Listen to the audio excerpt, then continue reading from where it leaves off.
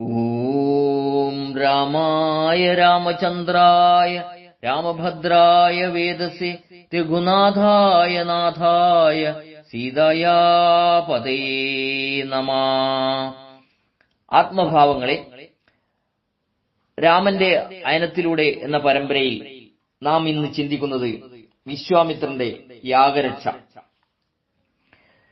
പ്രിയരെ, വിദ്യാഭ്യാസമൊക്കെ പൂർത്തിയാക്കിയ രാമകുമാരന്മാർക്ക് 15 വയസ്സുകാലം. അപ്പോഴാണ് വിശ്വാമിത്ര മഹർഷി അയോധ്യയിൽ എഴുന്നള്ളിയത്.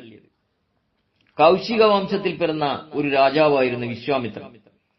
മന്ത്രമാതാവായ ഗായത്രി മന്ത്രത്തിന്റെ ഋഷിയാണ് അദ്ദേഹം. രാജാവായിരിക്കെ ഒരിക്കൽ അദ്ദേഹം വസിഷ്ഠ മഹർഷിയുടെ ആശ്രമം സന്ദർശിച്ചു. വസിഷ്ഠൻ രാജോചിതമായി അദ്ദേഹത്തെ സ്വീകരിച്ച് ഉപചരിച്ചു. ആഗ്രഹിക്കുന്നതെല്ലാം നൽകുന്ന കാമദേവനുവിന്റെ മകളായ നന്ദിനി പശുവിന്റെ അനുഗ്രഹത്താലാണ് വസിഷ്ഠന് ഇക്കാര്യം സാധ്യമായതെന്ന് മനസ്സിലാക്കിയ വിശ്വാമിത്രൻ നന്ദിനിയെ തനിക്ക് തരുമോ എന്ന് വസിഷ്ഠനോട് അപേക്ഷിച്ചു. വസിഷ്ഠൻ നന്ദിനിയെ നൽകാൻ തയ്യാറായിരുന്നില്ല. വിശ്വാമിത്രന് വസിഷ്ഠനോട് അസൂയയും കോപവും തോന്നുകയും ബലാത്കാരേണ നന്ദിനിയെ സ്വന്തമാക്കാൻ ശ്രമിക്കുകയും ചെയ്തു. പക്ഷേ അത് പരാജയപ്പെട്ടു. ബ്രഹ്മതേജസ്സിനാണ് ക്ഷാത്രവീര്യത്തെക്കാൾ കരുത്തുള്ളതെന്ന് വിശ്വാമിത്രൻ മനസ്സിലാക്കി. ഋഷിയുടെ ശക്തി രാജശക്തിയേക്കാൾ മഹത്തരമാണെന്ന് മനസ്സിലാക്കിയ വിശ്വാമിത്രൻ പിന്തിരിഞ്ഞു. തുടർന്ന് ബ്രഹ്മശക്തി നേടുന്നതിനായി അദ്ദേഹം കഠിന തപസ്സനുഷ്ഠിച്ചു.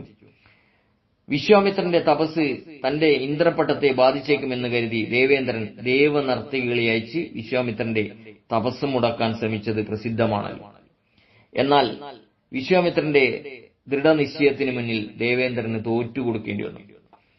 ഒടുവിൽ ബ്രഹ്മർഷി എന്ന പദവി നേടിയെടുത്ത വിശ്വാമിത്രൻ ലോകം മുഴുവൻ കീർത്തിയേറ്റ മഹാബ്രഹ്മർഷിയായി. 7ാമത്തെ മന്വന്തരത്തിൽ വസിഷ്ഠനൊപ്പം സപ്തർഷികളിൽ ഒരാളായി മാറുകയും ചെയ്തു. സത്യവ്രത മഹാരാജാവ് വസിഷ്ഠ മഹർഷിയാൽ ശാപമേറ്റ് ത്രിശങ്കുവായി മാറിയപ്പോൾ ത്രിശങ്കുവിനായി ത്രിശങ്കു സ്വർഗം നിർമ്മിച്ചു നൽകിയതും വിശ്വാമിത്രനായിരുന്നു. ഒടുവിൽ പുരന്ദരൻ എന്ന ദേവേന്ദ്രൻ ത്രിശങ്കുവിന് സ്വർഗത്തിൽ സ്ഥാനം കൊടുക്കേണ്ടിയും വന്നു. അയോധ്യയിൽ രാജധാനിയിൽ പ്രവേശിച്ച വിശ്വാമിത്രനെ സർവോപചാരങ്ങളോടെ ദശരഥനും കുടുംബവും വസിഷ്ഠനൊപ്പം സ്വീകരിച്ച് ഉപചരിച്ചു. അതിനുശേഷം ആഗമനോദ്ദേശം ഭക്തി ബഹുമാന പുരസ്സരം മഹർഷിയോട് ആരാഞ്ഞു. അദ്ദേഹം ഇപ്രകാരം ആവശ്യപ്പെട്ടു: ഞാൻ ജനസേവനത്തിനായി അമാവാസി തോറും നടത്തിവരാറുള്ള യാഗത്തെക്കുറിച്ച് അങ്ങ് കേട്ടിട്ടുണ്ടാകുമല്ലോ. കുറച്ചുകാലമായി രാവണന്റെ ബന്ധുക്കളായ മാരീചൻ, സുബാഹു തുടങ്ങിയ രാക്ഷസന്മാർ ഞങ്ങളെ ഉപദ്രവിച്ചു വരുന്നു. അവർ മൃഗങ്ങളെ കൊന്ന് യാഗാഗ്നിയിലേക്ക് മാംസരക്താദികൾ വലിച്ചെറിയുന്നു. ഈ ശല്യം മാറ്റിക്കിട്ടുവാനാണ് ഞാൻ വന്നിരിക്കുന്നത്. ഞാൻ യാഗദീക്ഷ സ്വീകരിച്ചിരിക്കുന്നതിനാൽ അവരോട് യുദ്ധം ചെയ്യാനും നിവൃത്തിയില്ല. ഇത് കേട്ട ദശരഥ മഹാരാജാവ് യാഗരക്ഷക്കായി താൻ തന്നെ വരാം എന്ന് പറഞ്ഞപ്പോൾ ദശരഥനെയല്ല രാമനെയാണ് താൻ കൊണ്ടുപോകാൻ ആഗ്രഹിക്കുന്നതെന്നും 10 ദിവസത്തേക്ക് രാമലക്ഷ്മണന്മാരെ വിട്ടയക്കണമെന്നും ആവശ്യപ്പെട്ടു. ഈ വാക്കുകൾ കേട്ട ദശരഥൻ സ്തംഭിച്ചു നിന്നുപോയി. അദ്ദേഹം വളരെ ദുഃഖിതനായി തീർന്നു.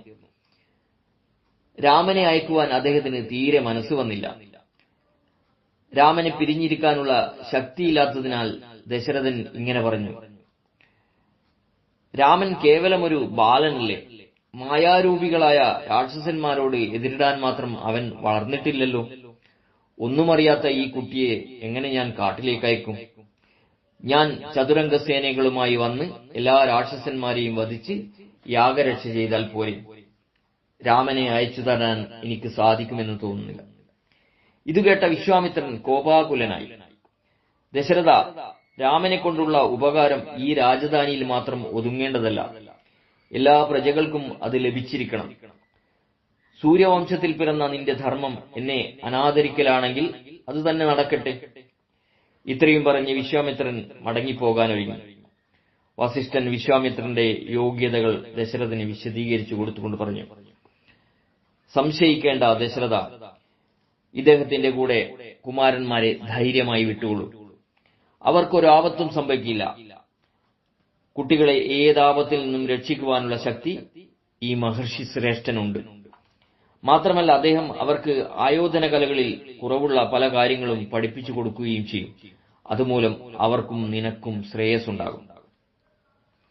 കൂടാതെ വസിഷ്ഠൻ ദശരഥനെ ശ്രീരാമന്റെ അവതാര രഹസ്യം അറിയിച്ചു കൊടുത്തു. അതുകൂടി കേട്ടപ്പോൾ ദശരഥനിൽ നിന്നും നിരാശയും മനോവേദനയും അകന്നു. അദ്ദേഹം രാമലക്ഷ്മണന്മാരെ വരുത്തി വിശ്വാമിത്രനെ വന്ദിച്ചുകൊണ്ട് പറഞ്ഞു, അവിടുത്തെ ആഗ്രഹം പോലെ തന്നെ ഞാൻ സമ്മതിക്കുന്നു. എന്റെ അവിവേകം മൂലം വന്നുപോയ തെറ്റു പൊറുക്കണം. അതിനുശേഷം ദശരഥൻ രാമലക്ഷ്മണന്മാരെ അരികെ വിളിച്ച് കെട്ടിപ്പിടിച്ച് ചുംബനങ്ങൾ നൽകി അനുഗ്രഹിച്ച ശേഷം മഹർഷിയെ ഏൽപ്പിച്ചു. വിശ്വാമിത്രൻ ദശരഥനെ അനുഗ്രഹിച്ചു. വില്ലും ശരങ്ങളുമേന്തി രാമലക്ഷ്മണന്മാരുമായി വിശ്വാമിത്രൻ കൊടുങ്കാട്ടിലേക്ക് യാത്രയായി. യാത്രാമധ്യേ ദാഹവും വിശപ്പും അകറ്റുന്നതിനുള്ള മന്ത്രങ്ങളായ ബലയും അതിബലയും മഹർഷി കുമാരന്മാർക്ക് ഉപദേശിച്ചു. അങ്ങനെ അവർ ഗംഗാനദി തരണം ചെയ്ത് യാത്രയായി.